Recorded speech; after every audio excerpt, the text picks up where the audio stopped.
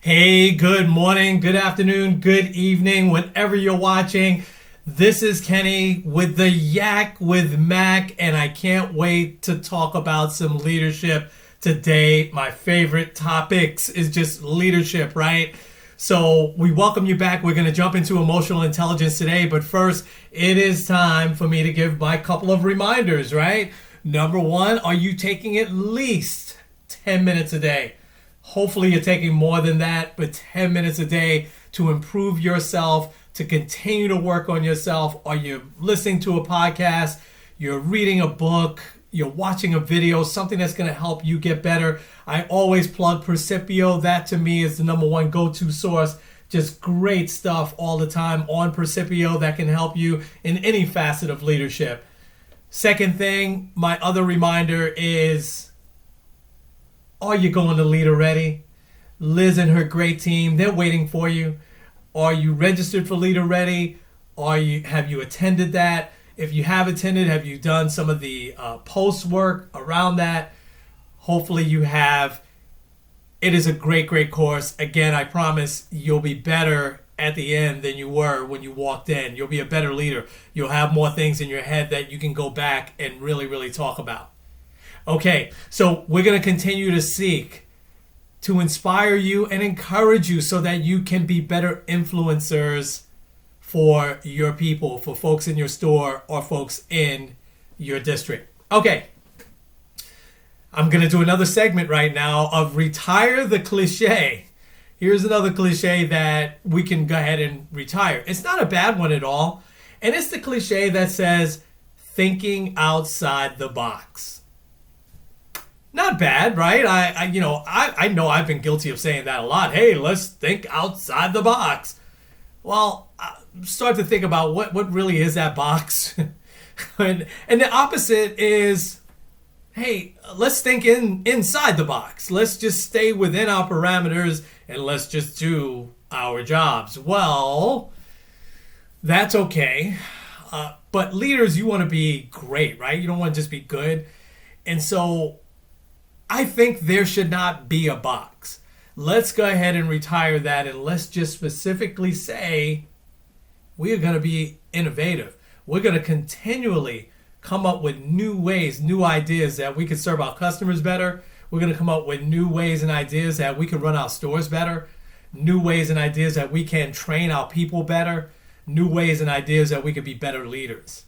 Let's just constantly be doing that as opposed to thinking outside the box, because that assumes that there is a box that we're staying in most of the time. Because face it, it's not very often where we say, hey, I need to think outside the box. Most of the time, we're saying the opposite of that is saying we're inside that box all the time. All right, let's retire that cliche, thinking outside the box. All right, let's jump into emotional intelligence. This is going to be probably a 2, maybe even 3-part series. I'm only going to do the first 2 recommendations for emotional intelligence.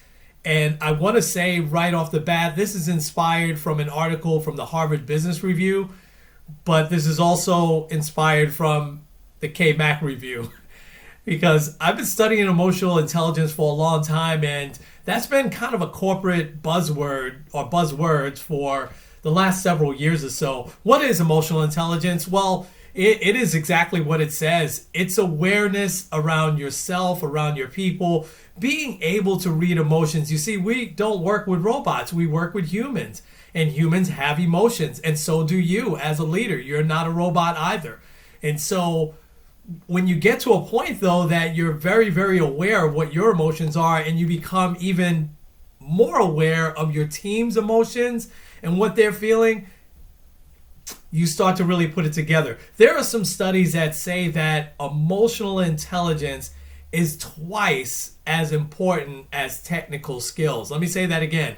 Emotional intelligence is twice as important as technical skills. Do you believe that?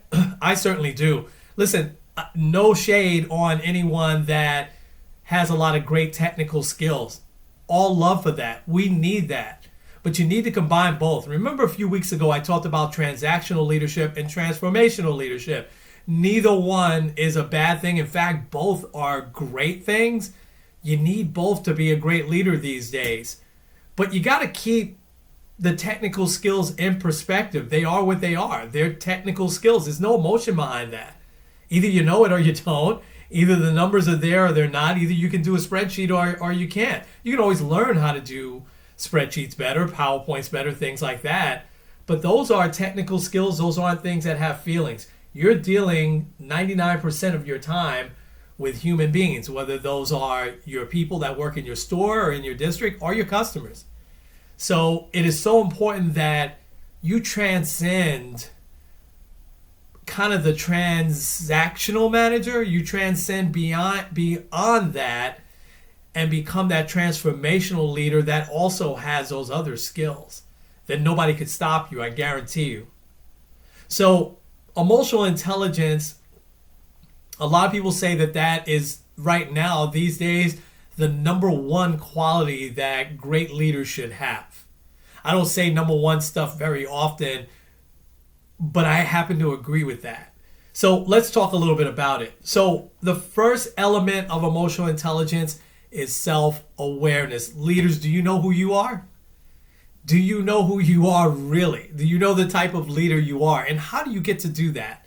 Well, a couple of things. First, ask your peers. Ask your peers. Ask some really honest people, some folks that are in your alert circle. Remember that. Folks that are in your alert circle, they're going to tell you the real deal. What kind of leader am I? Do a real self-assessment. Listen, there's a lot of tools out there. There's 360. There's several tools out there where you could do a real self-assessment. There's Gallup polls that you could take.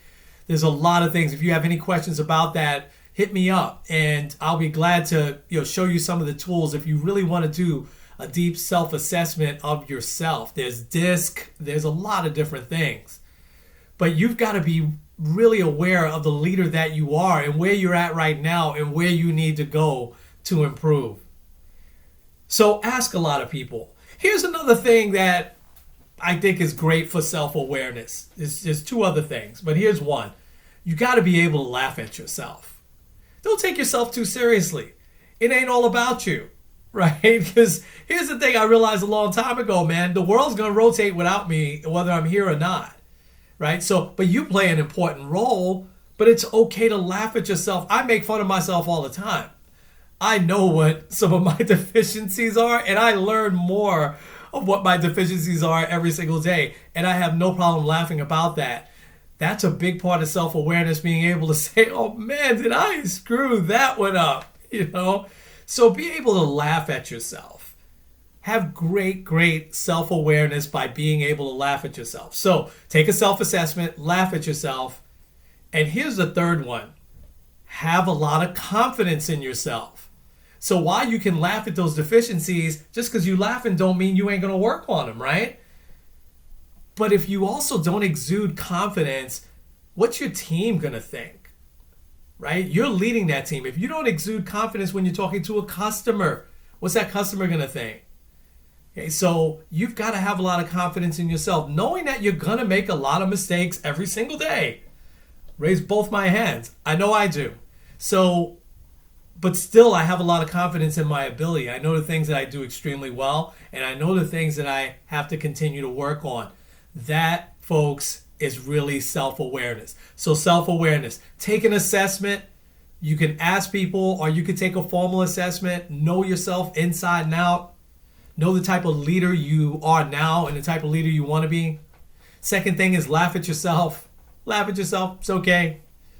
And third thing around self-awareness is to be able to have confidence in yourself. So before I get to the second one, leaders who see themselves clearly. Leaders who see themselves clearly. That's why this first step is so important.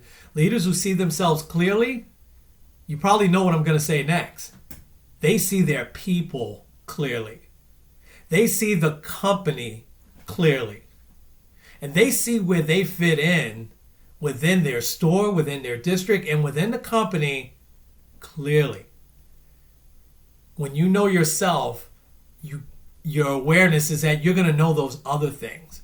And it's so important that you see your people really clearly. It's important you see where you fit in with this great company really, really clearly.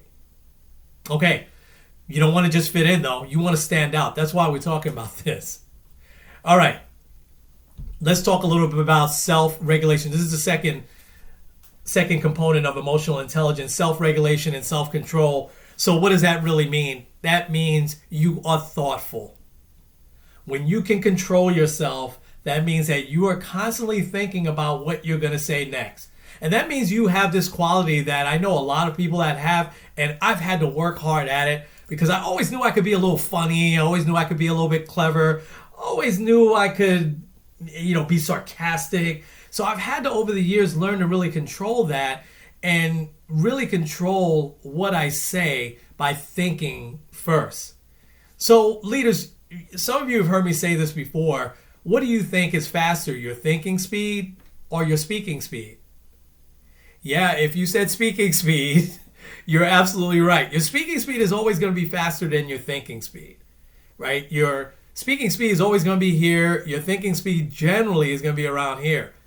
With just a little bit of thoughtfulness, and sometimes I'm talking about 3 to 5 seconds, that's a very short period of time of what you're going to say, you could bring that thinking speed a little bit closer, so that the things you say are thoughtful, well thought out, and it really resonates with your people. Because the moment you start to say things that insult a person or raise your voice, you've heard me say that before, the person's going to tune you out.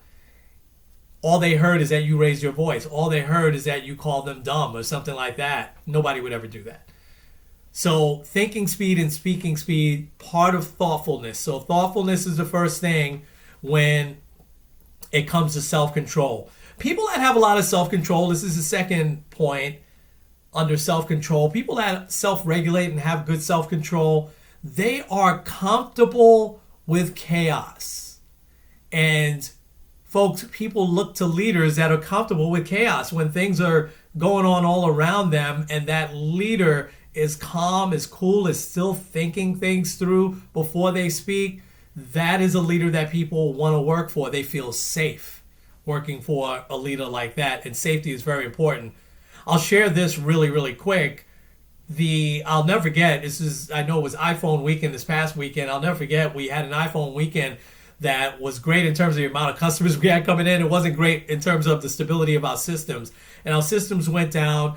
I went to one of my busiest stores, and it was in a mall, and it was packed. There had to be at least 75 to 100 people in this store. And this leader that showed great self-control and self-awareness, where this came in handy was that he went around to everybody on his team. When I walked into the store, I was expecting customers to just jump on my case, and they didn't.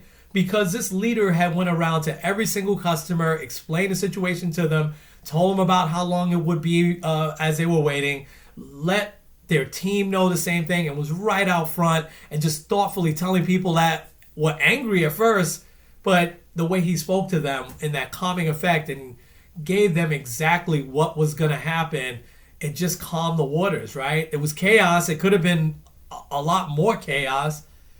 But this leader, being very, very thoughtful, really was able to calm everybody down. So you got to be comfortable with chaos. Leaders that exhibit great self-control also control their feelings. Doesn't mean that you're not going to have feelings. You're going to have them.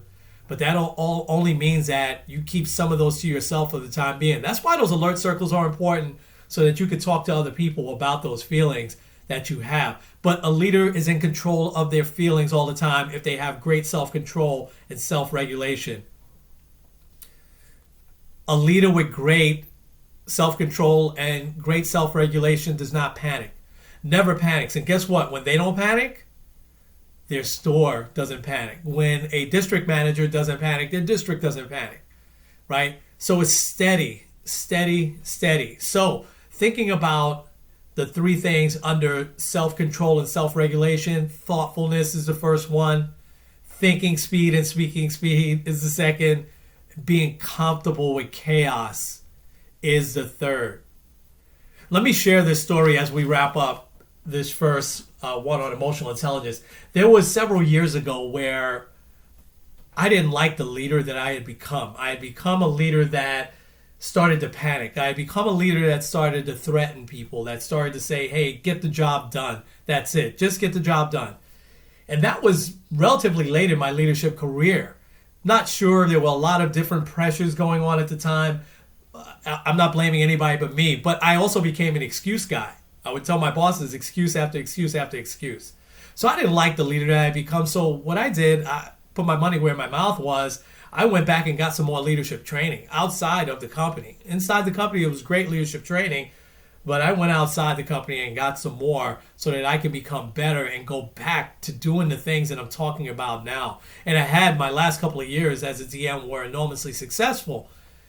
And it was because I was always looking inside myself, having that self-awareness and being able to self-regulate to say, I don't like who you've become, man. Looked myself in the mirror and said that.